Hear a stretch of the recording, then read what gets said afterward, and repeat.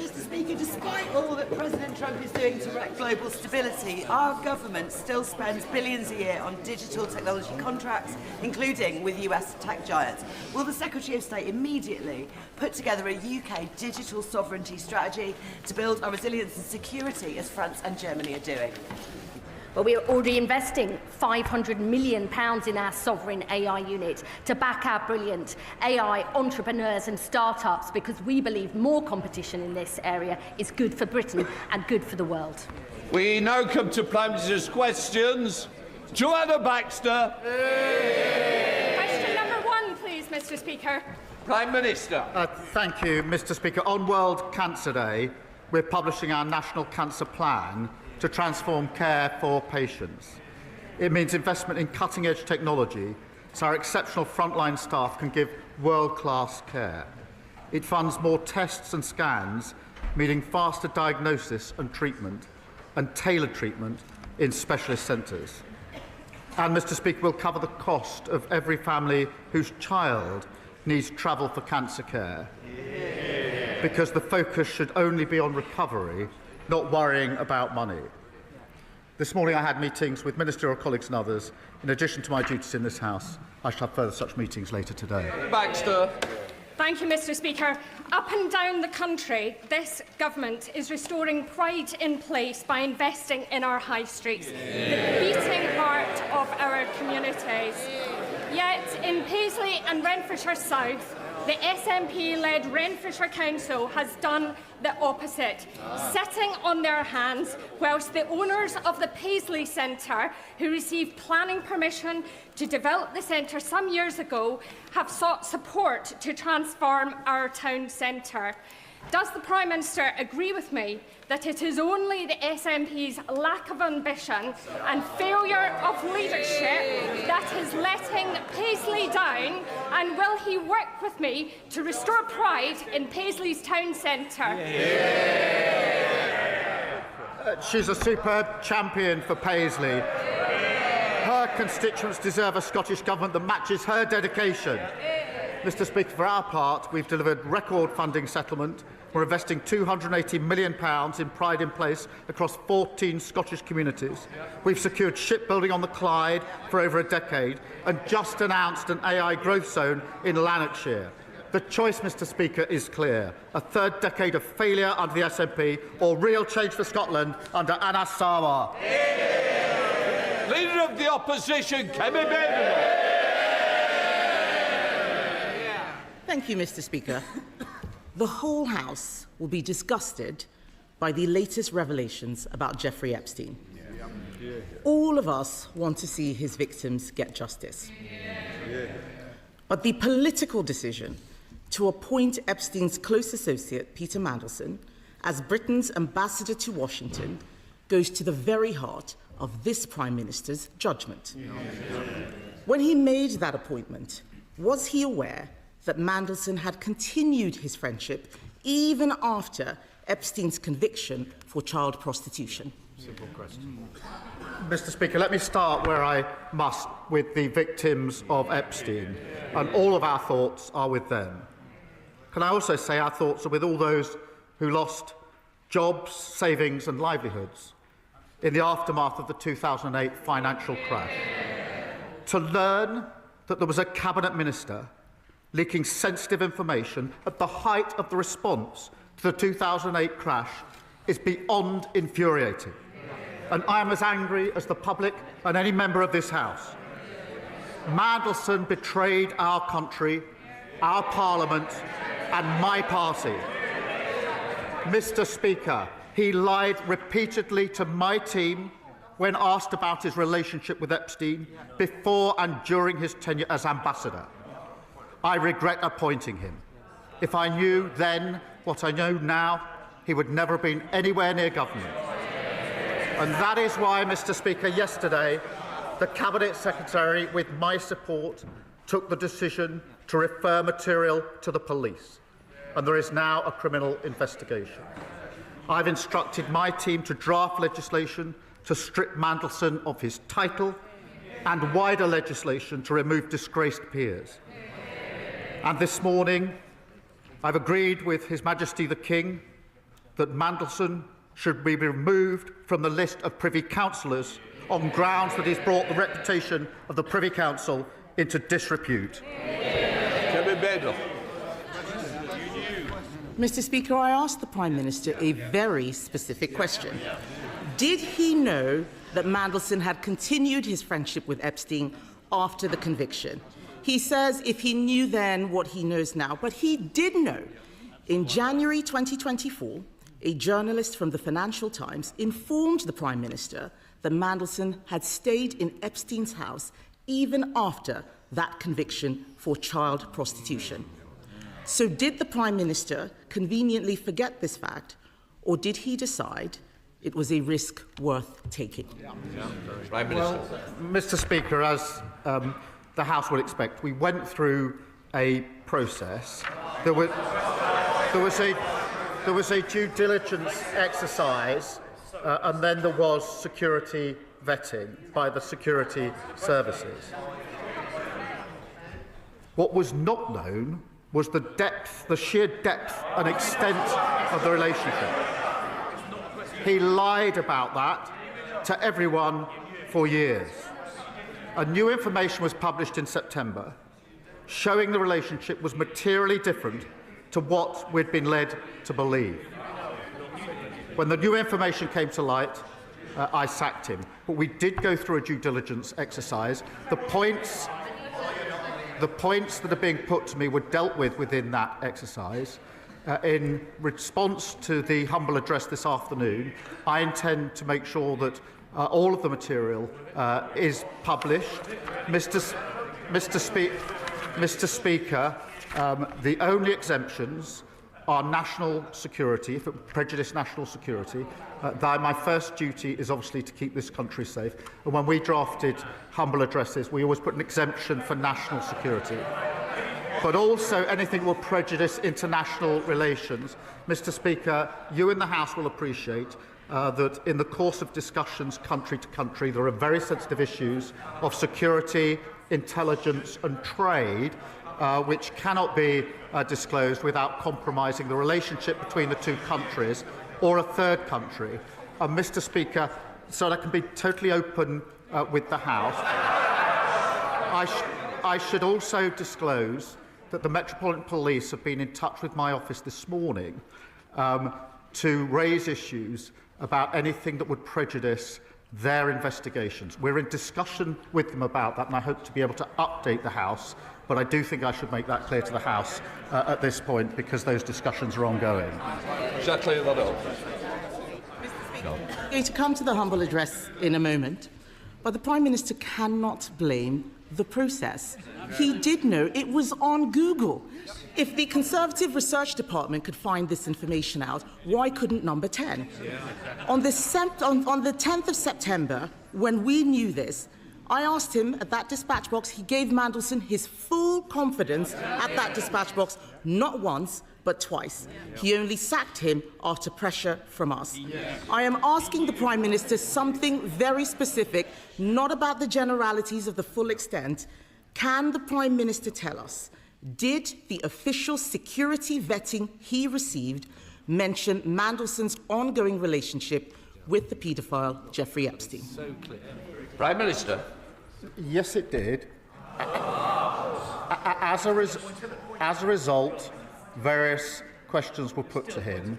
I intend to disclose to this House all of them, the national security, prejudice to international relations on one side. I want to make sure this House sees the full documentation, so it will see for itself the extent to which time and time again Mandelson completely misrepresented the extent of his relationship with Epstein and lied throughout the process, including in response to the due diligence.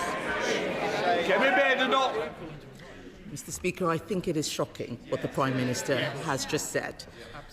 How can he stand up there saying that he knew, but he just asked Peter Mandelson if the security vetting was true or false? This is a man who had been sacked from cabinet twice already for unethical behaviour. That is absolutely shocking. And that is why later today, my party will call on the government to release all documents relating to Mandelson's appointment, not just the ones the Prime Minister wants us to see. Because this government is trying to sabotage that release with an amendment to let him choose what we see, the man who appointed Mandelson in the first place.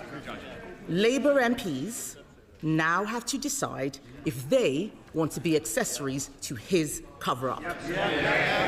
Can the Prime Minister guarantee that he won't remove the whip if they refuse to vote for his whitewash amendment? Prime Minister. Mr. Speaker, the first exemption is in relation to anything that could compromise national security. That is not a small matter, and many members on the benches opposite will know precisely why that needs to be in the exemption.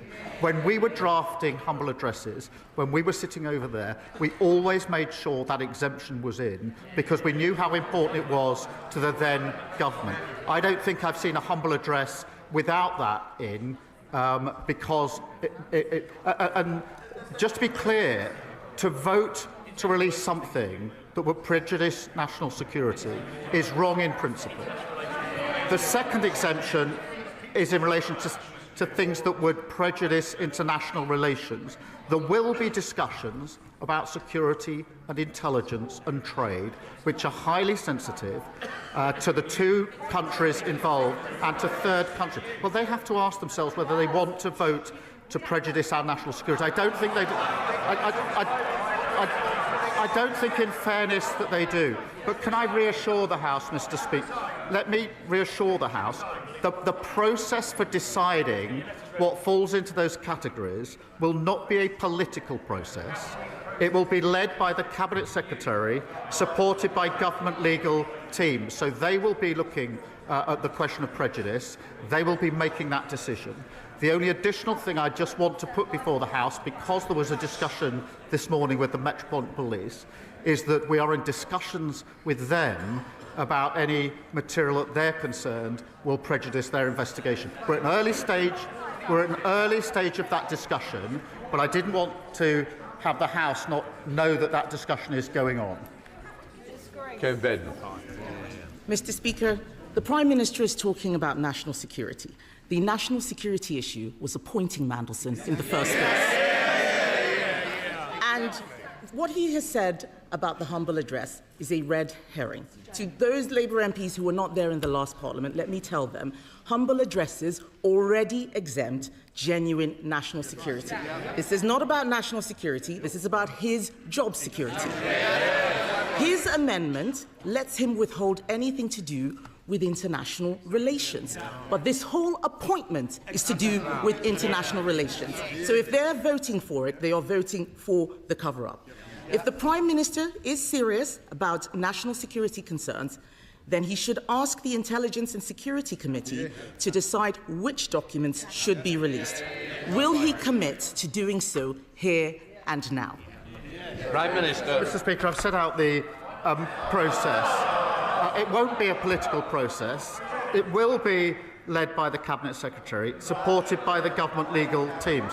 But I'm pleased that she, I think, now accepts that at least the first exemption that we've written in to the amendment to the petition is the right amendment in relation to prejudice national security.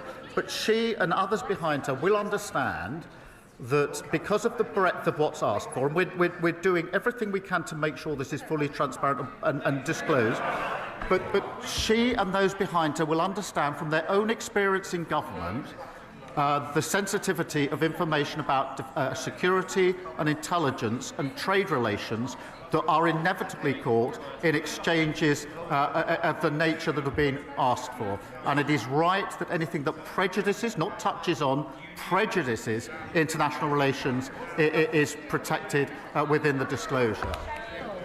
If that was really the case, then he wouldn't mind if the ISC had a look. And let's be clear, he says the Cabinet Secretary makes it non-political, but that doesn't make it independent. What we want is an independent look. The ISC is independent. The Cabinet Secretary works for him. We know that there will be a cover-up because this implicates the Prime Minister and his Chief of Staff, Morgan McSweeney, a protege of Peter Mandelson. The Prime Minister chose to inject Mandelson's poison into the heart of his government on the advice of Morgan McSweeney. His catastrophic lack of judgment, telling us now that he did know, has harmed the special relationship. It has endangered national security. It's not the humble address, it's him. It's compromised our diplomacy, and it has embarrassed our nation. After all of this, does he have the same full confidence in Morgan McSweeney that he had in Peter Mandelson? Prime Minister. Morgan McSweeney is an essential part of my team. He helped me change the Labour Party and win an election. Of course I have confidence in him. But, Mr. Speaker, whatever is slung across this dispatch box, I don't think it's right for the Cabinet Secretary to be denigrated in that way and to suggest that he would be involved in a cover-up. There's the politics that comes over the dispatch boxes, but I honestly don't think it's right to impugn the Cabinet Secretary in that way. And I suspect in their heart of hearts, many on those benches would agree.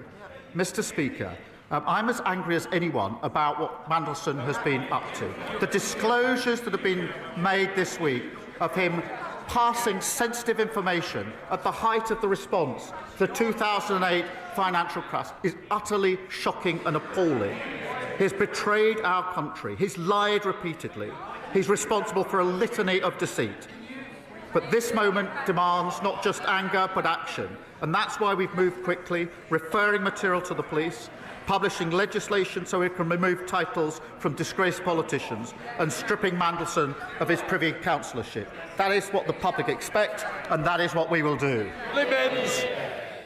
Thank you, Mr. Speaker. Every month, people across our constituencies are injured by illegal e-bikes being ridden at 30, 40 and 50 miles per hour through our town centres and parks. But for every illegal e-bike that the police seize and crush, another 10 hit our streets because they are too freely available to buy. That's why Cumbria's Police, Fire and Crime Commissioner and 28 other police commissioners across the UK are now backing my bill, which would ban the sale of illegal e-bikes. Will the Prime Minister set out what action the government will take to protect the public and ban the sale of these monster bikes? Prime Minister. Can I pay tribute to my honourable friend? She's a tireless campaigner to stop these antisocial, dangerous bikes terrorising communities. Our crime and policing bill means police can seize bikes without issuing a warning and destroy them. And product safety law means authorities have the powers to intervene to stop the sale of unsafe e-bikes. But I share her determination to get these bikes off our streets. Sir Ed Davey, Leader of the Liberal Democrats. Mr. Speaker, can I thank you and the Prime Minister for your responses to my tribute to Jim Wallace on Monday, and urge the whole House to read the wonderful tributes made to Jim in the other place yesterday. Mr. Speaker, I've been thinking how it must feel for the victims of Jeffrey Epstein and their families, hearing more and more stories of how rich, powerful men were currying favour with a paedophile sex trafficker, such as Peter Mandelson, sending government secrets to help Epstein enrich himself further.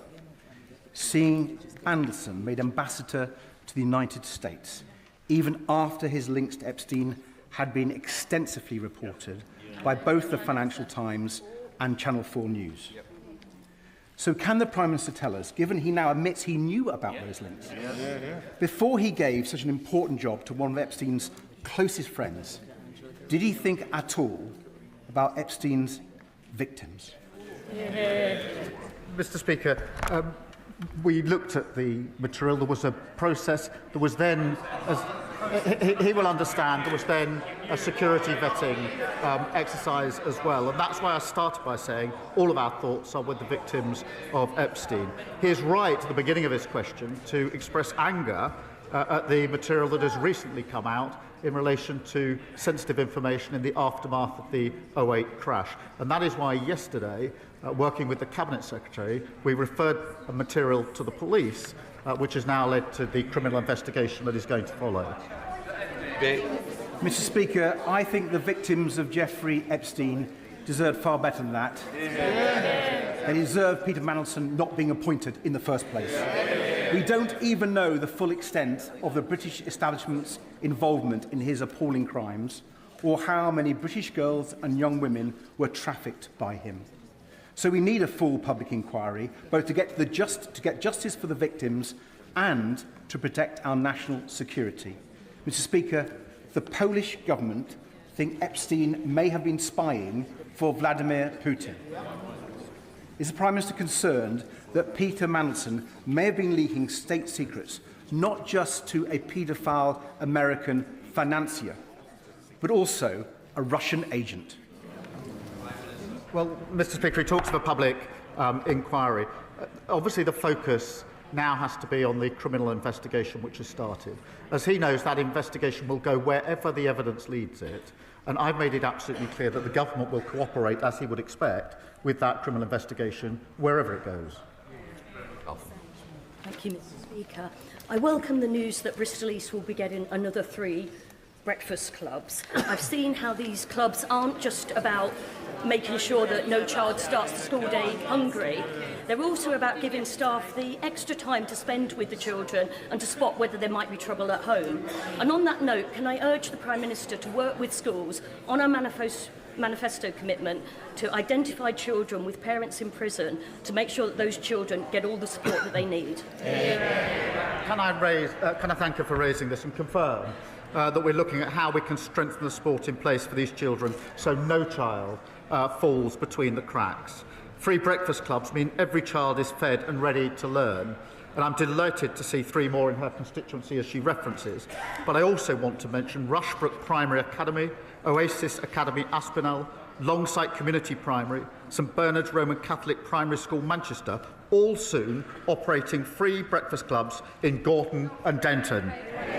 There's Savile Roberts. Diolch yn fawr iawn, Llyfarydd.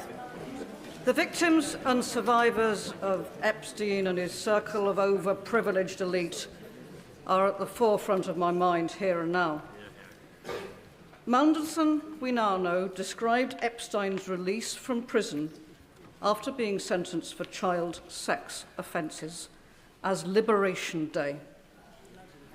This man's association with Epstein was known when the Prime Minister personally appointed him as the UK's ambassador to the USA. Yep. How can we trust the Prime Minister's judgment? And in questioning that, how can we trust him to remain as Prime Minister? Can I join her in the disgust in the comments that she just read out? But to be absolutely clear, the scale and the extent of the relationship between Mandelson and Epstein was not disclosed. On the contrary, it wasn't just not disclosed. Mandelson lied throughout the process and beyond the process. He lied, and he lied again to my team. Luke Charters. Speaker, an EU agri-food deal would boost exports and cut supermarket prices. The CBI backs it, and according to Best of Britain's polling, 62% of the public do. But surprise, surprise, Reform oppose it. I thought the member for Ashfield wanted 30p food. Does the Prime Minister agree that while some opposite prefer temper tantrums with Brussels, this Labour government must build closer ties with Europe to cut the price of the weekly shop? Well, Mr. Speaker, right, the deal that we've struck with the EU means lower prices at the checkout, more choice on the shelf, and more money in people's pockets. It's good for British fishers and farmers who face less red tape, selling our world-class produce into the crucial market. It comes alongside the opportunity for young people to work, travel across Europe, the work we're doing to cut energy bills and closer work on defence. All of this is opposed by Reform and the Tories, who sold the myth, botched Brexit and left families and businesses paying the price. Charlie Juhas. Thank you, Mr. Speaker, now I'll give the Prime Minister some brief respite from Peter Mandelson. However, he will also be familiar with the name Phil Shiner, the disgraced lawyer who was struck off and convicted for repeatedly inventing vexatious cases against British troops in Iraq. So it is something of a surprise that the Prime Minister authored a chapter in Mr Shiner's book about pursuing our veterans via the ECHR. So can I ask him specifically, was he ever instructed by Mr Shiner's law firm, Public Interest Lawyers, to act in any legal case? Let me be absolutely clear about this. As soon as there were any allegations of wrongdoing by Phil Shiner, I've had absolutely nothing to do with him. Thank you, Mr Speaker. In Aldershot and Farnborough this year, we are looking forward to hosting the National Celebrations for Armed Forces Day in the home of the British Army. Businesses in my community welcome this government's record investment in defence in the years ahead, but our banks still struggle to lend to defence companies because of international regulations. Will the Prime Minister ensure that the UK works with Canada and our other allies to found the multilateral Defence, Security and Resilience Bank so that we can get money moving to our defence industries, get our armed forces what they need and stand firm against our adversaries? Well, I'm delighted that Aldershot will be hosting Armed Forces Day because they've got a hard-working Labour MP and a Labour council. Our historic defence spending uplift must be an engine for growth and jobs here in the United Kingdom. That's why we're committed to spending an extra £2.5 billion with SMEs. I do agree with her. It's vital that we work in lockstep with our allies, particularly in Europe, to enhance and align our defence capabilities. We're therefore working at pace to identify the most effective mechanisms for greater multilateral cooperation. Dr. Neil Hudson. Thank you, Mr. Speaker. Prime Minister, for months our communities in Epping have been deeply distressed by the Bell Hotel reopening as an asylum hotel. My thoughts remain with the victims of the sexual assaults, including the 14-year-old Epping schoolgirl. That trauma compounded by the offender's mistaken release from prison. Weekly protests continue, some of which have become violent, with injuries to 10 brave police officers. I am very grateful to the Asylum Minister for meeting with me recently about this untenable situation. But will the Prime Minister please listen, act now, close the Bell Hotel once and for all, and help restore our town of Epping? As he knows, we are committed to ending the use of all hotels. There are now just under 200 compared to the 400 under the previous government. And where military sites are used, safety and security of local communities is our priority. Jonathan Blash. Thank you, Mr. Speaker. Hartlepool has now the third highest number of children in care in England, fuelled by Southern Council shipping families to my town, blowing a £6 million hole in our budget, a deficit that my brilliant Labour Council has already halved, but there is nothing left to cut. And when percentage increases in funding mean less in Hartlepool than almost anywhere else in the country, but a child in care costs exactly the same, the fair funding settlement announced in December does not go far enough. I am fighting non-stop for a better deal for my town because I will not accept one of the poorest communities in the country being condemned to higher taxes or devastating austerity. We need support. So will the PM commit his ministers to work across government to fix this for Hartlepool? Well, it's because of strong local Labour MPs, but like my honourable friend, that towns like Hartlepool, treated as an afterthought by the party opposite, are having their future restored. We're making billions more available so that councils can properly fund social care. And we're driving down the cost of living for parents and their children, including 3 free breakfast clubs in his constituency, over 3,000 children no longer incapacitated by the 2-child limit. That's the difference a Labour government makes. Mr. Speaker, my residents are sick of being let down by Thames Water. Robert and Patricia were sent a £39,000 bill they didn't actually owe. Len and Jenny were forced to use the Portaloo for months as sewage filled their home, and parents still think twice about sending their children to swim in the river. Now, we understand a £16 billion rescue deal is soon to cross the Prime Minister's desk. Will he admit today what everyone already knows, that Thames Water is dead in the water?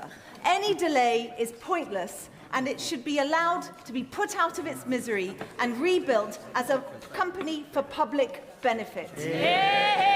Well, can I thank her for raising that, and I know how much and important it is for her constituents. We have taken measures in relation to strengthening oversight and the control that we have. We won't hesitate to go further, and I'll make sure she gets a meeting with the relevant minister to discuss.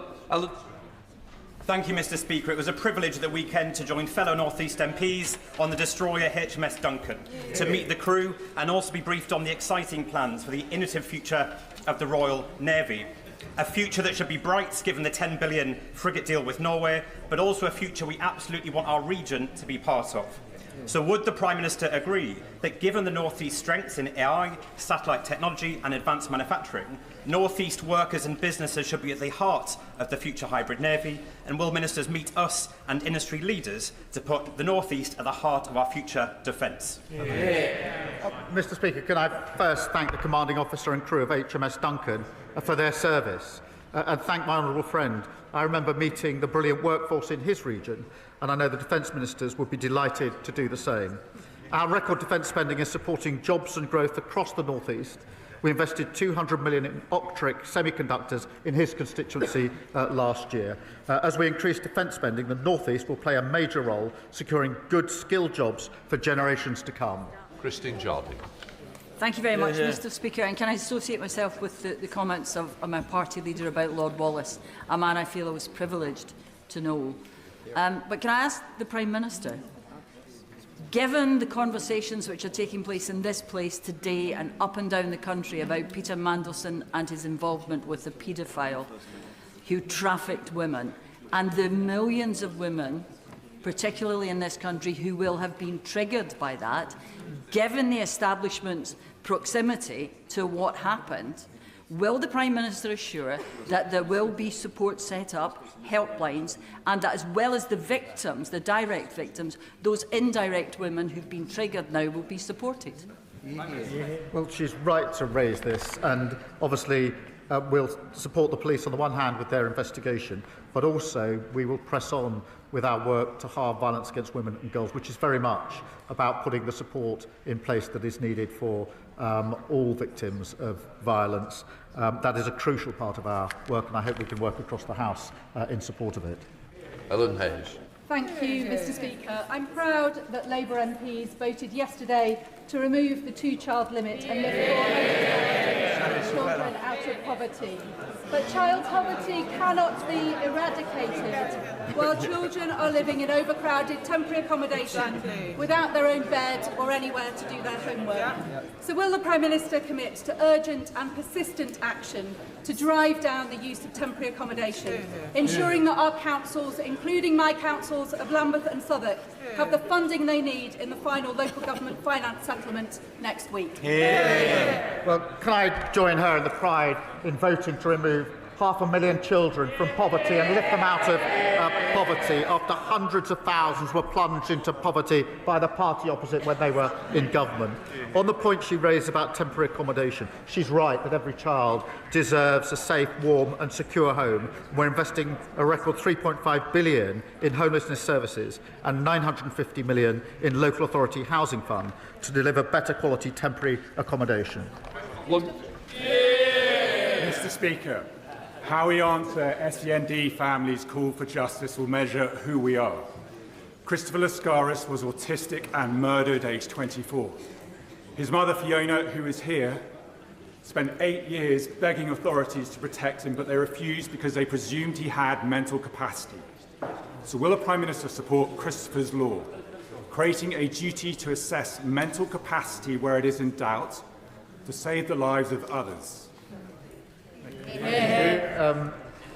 Can I thank him for his question and for his tireless campaigning on behalf of Christopher and Fiona, who, as he points out, is with us today. Christopher's death was a tragedy, and I agree that we owe it to Fiona. I'm glad that she's here to hear it, and other families, of course, to get this right. I can reassure him that work is underway to examine what action is necessary to prevent further tragedies like this. That comes alongside our intention to consult on the liberty protection safeguards this year, and I'll make sure that he is fully updated as the work progresses across government, and I would ask that he make sure that Fiona and others are updated as well. Ben Goldsborough. Thank you very much, Mr. Speaker. From heat-tolerant rice trials to world-leading science at the Earlham Institute and the John Innes Centre on the Norwich Research Park, South Norfolk is helping feed the world. Will the Prime Minister secure a clear carve-out for precision breeding in any future SPS agreement with the EU so Britain can continue to lead on this field? Well, can I thank him for raising it?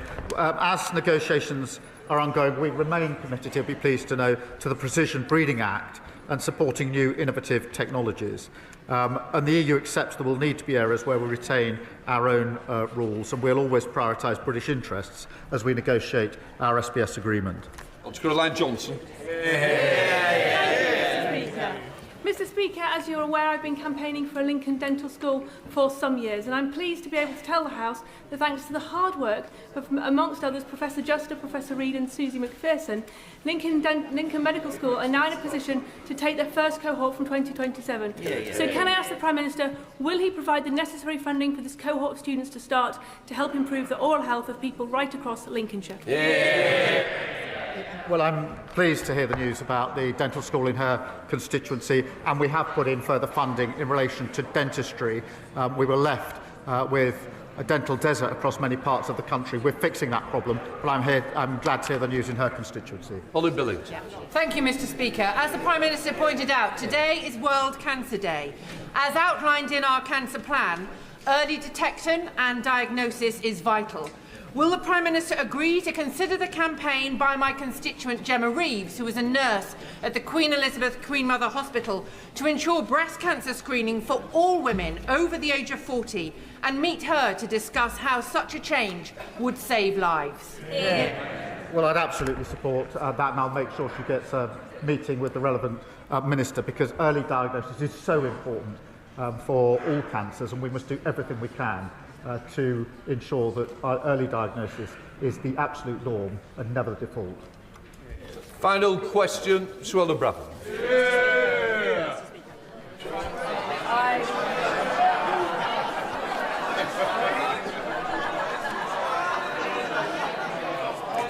She's new. Give her a moment.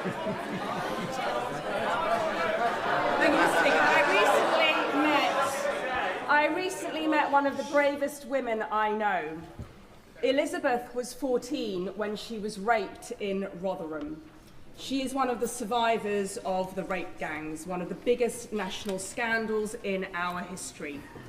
Whilst her first rapist was convicted and sentenced, Ashgar Bostan, she was subsequently, shockingly, allegedly abused by police officers serving in South Yorkshire Police.